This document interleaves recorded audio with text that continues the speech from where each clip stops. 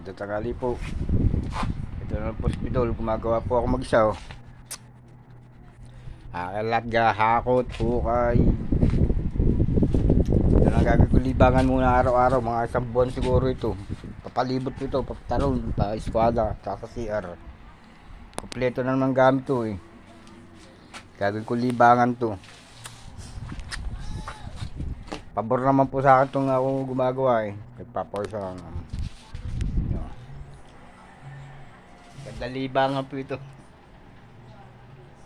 Banat na banat ang katawan, pawis na pawis. Nipisahan ko pag tatanggal yung mga yung cabinet dito. Nilabas ko. Nilabas namin ng anak ko. Patulong pala ako. Makukaya ko na. Bukas gagawin ko dyan. Preparasyon muna po ngayon. Hukay.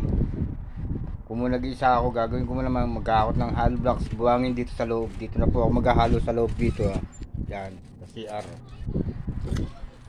Pagka-hukay nito, bakal. Preparasyon muna ako. Pagka ano ko ng bakal, mag-ahakot na ako ng buhangin. Tsaka hollow blocks. Pagkakaya ko pa hanggang hapon. Para bukas, sisimulan ko naman po ang pag-asinta. Ano.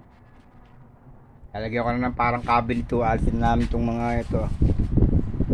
Lalagyan ko na ng racks na. Para tuloy cabinet. Lalagyan ko na lang takip. Alam ko naman po magagawin ko sa ganito eh.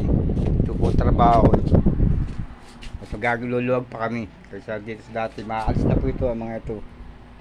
Giging na hollow blocks na rin pong pinaka box cabinet. Lalagyan ko na lang po ng ng takip.